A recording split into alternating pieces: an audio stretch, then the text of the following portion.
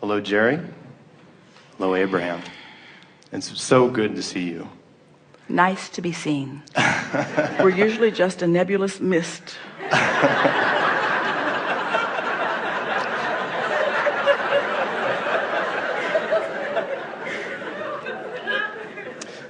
Well, what you just said was worth my price of admission today already. And it almost makes me a little, I don't know, intimidated to ask this question because maybe you've already answered it and I'm just not smart enough to pick up on it. I'm able to often match my vibration to that which will become. But it seems... But wait, you see, right there, that's where you're off. You're matching your vibration to that which is, and that's the part that's tripping you up. The manifestation is yet to become.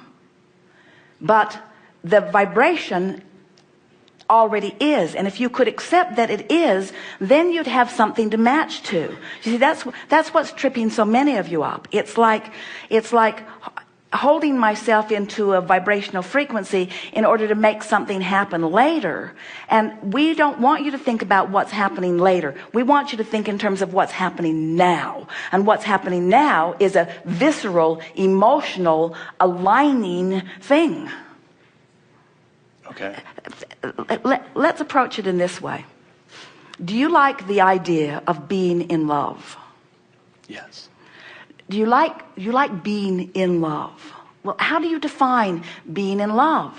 Is being in love someone fixing you a good breakfast? Hopefully not. What's being in love? What is being in love? Is being in love somebody buying you a nice house? Is being in love sharing an orderly space? What is in love? Think about it. In love is that feeling, isn't it? In love is that feeling that for many is fleeting because you didn't know how you got it and you don't know how to keep it. In other words, most people don't stay in love because they think that feeling of in love is about them and the other person, and it never was about them and the other person. Oh, the other person maybe behaved in a way that caused them to align with who they really are temporarily, but the feeling of being in love is alignment, you see. So everything that everyone wants, no matter what it is, a material object, a state of being, a pile of money, a relationship, a business, everything that anybody wants is for one reason only. They think they will feel better in the having it. And if we can convince you that it is present tense feeling that you're reaching for. So now go back to your statement again. We will hear you through, but can you feel that? Can you feel that? Can you feel the importance of knowing that? Say it again. Say what you said. I'm able to often match my vibration to that which will become. That which will become. That's the tripping point, isn't it? I'm matching my vibration to that which will become. And worse, you're doing it to make it become. Because it's the becoming that matters. And we say, no, it isn't. It isn't the becoming that matters. It's the alignment. It's the being in love that matters. Don't those who are in love tell you that? We don't need furniture. We're in love, and don't you see it? They're in love. It doesn't matter. They don't care where they are. They don't matter who's watching them. Jerry and Esther were on the 11th floor watching a couple making out in a glass elevator. It was so great to see. They had no idea. They had no idea. The world was not even part of their awareness. They were in love, you see. And so continue, and we'll just keep getting after you. Okay. Well, I mean, like I said, you've kind of answered this with a lot of things, but it's that feeling of you're pulling that wagon behind you that, of stuff that has to happen to make the manifestation. Well, therein lies your problem. Because the vortex has already assembled all cooperative components, and that feeling of dragging that heavy wagon behind is only the indicator that you're not a cooperative component yet. In other words, haven't you ever had a day when everything just went right for you? It was like somebody had called ahead and smoothed your trail. And nothing makes Esther more unhappy than to find out that someone in her life has called ahead to smooth her trail. She wants to smooth her own trail. She wants the vortex to smooth her trail. You see, and so do you. Yes, very much. Read on, if you dare. Well, you represent humandom very well. In other words, it's the way most people are approaching it, and we're here to help you figure out what it is. In other words, doesn't it seem perfectly logical to anyone that when they're getting a breakfast that isn't what they've asked for in a world that is as established as this one is, that you should be able to just make a phone call and get it right? Doesn't that just make the most logical sense in the world? And we say, but in a vibrational world, it's not logical, because you can't set your radio dial on 6:30 a.m. and hear what's being broadcast on 98.7 FM. The frequencies have to match up. So what this conversation is about, we're just wanting to help you to get oriented into this vibrational world where feeling is everything. We'll hear you. Vibrational world where feeling is everything. We'll hear you. Well, you've answered so many of my questions over, maybe 1 or 2 years here. And I often will ask you about the non-physical, and I feel sometimes that doesn't really benefit other people, but I hope you don't mind that. Well, we do mind in this sense.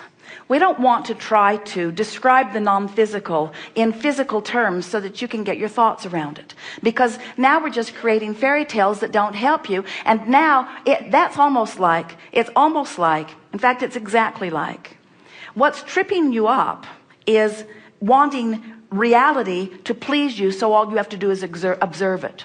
That's what's happening. That's why there are wars. That's why you're taking over countries. That's why you're not tolerant of other religions. It's why you want to corral your citizens. It's why you have more people in jail than anybody on the planet. It's in other words, it's this belief that we have to control the environment because we have to observe the environment, and as we observe the environment, that's how we feel. That equals our life. So we wrestle it to the ground and kill it. We've got to control our environment so that we have a chance of feeling good. And we say, that's so off. It's so off. You don't have to control. You cannot control all those uncontrollable things. And so in some ways, what people do when they ask questions like this is they want us to paint a picture of the non-physical that then they can sort of observe the picture that we're painting, which brings them into the vortex. And we want to say to you, you got to hear us. You have an inner being, source energy, God being that is the larger part of you, that has been evolving because of everything that you've ever lived, who stands summoning you with every power that creates worlds. That's got to be enough for you guys. That's got to be enough. That's got to be enough. There's this signal that is throbbing, it is pounding, it is incessant, it is there for you at every moment to feel your way to. Please do the work. Do the work. Feel your way to it. Feel hatred and recoil at it and say, this is not who I am. Feel your anger and say, this is not who I am. Who I am is one who loves, and I'm going to find more loving thoughts. Feel your unworthiness and recoil at it and say, this is not who I am. And then do the work to find the better feeling thoughts. You see what we're getting at? Yes. You really don't need someone else painting yet another picture of non-physical that then people will take in very literal sense and use it to club future generations over the head with. You really do not need that. What you want to do is acquaint yourself with your living, breathing God self, guidance system, who lets you know in every moment whether the thought you're thinking about you or someone else is on the mark or off the mark. And if you're loving them, it's on. If you're doing anything less, it's off. If you are appreciating yourself, you're on the mark. If you are optimistic, you're on the mark. If you are expecting the world to be brighter, you're on the mark. If you're looking for positive aspects, you're on the mark. If you are looking forward to what's coming, you're on the mark. Your emotion is now. It's everything. It's life, you see. It's real time. That's the thing that we want to inspire you to. We want you to feel the real timeness of it. We want you to stand in your body and look out into your world and feel the real timeness of it, because you've trained yourself little by little from inside the vortex to the frequency of who you really are, so that when you look into a person's eyes or into an animal's eyes or into your environment, you're allowing Source to look through you, and you're receiving the benefit of what Source sees and how Source feels. You see, that's really good.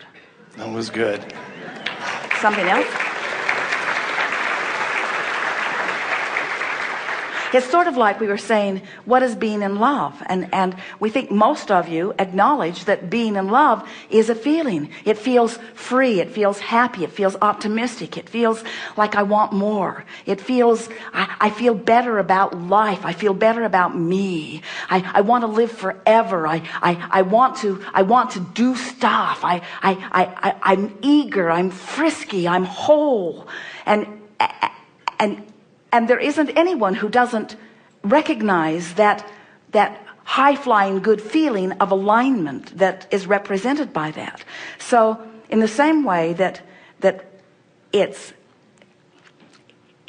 not even possible to describe what being in love is other than by using emotional words, it's not possible to describe non-physical other than by using emotional words. When you're in love, you're as close to non-physical as you will ever be, and you understand it. When you feel in love with yourself, when you feel proud of yourself, when you feel confident, that's as close to non-physical as you will ever be. Non-physical is a feeling experience. It's not a manifested experience. It's a feeling experience. I feel that from you, and I just wanted to ask one question.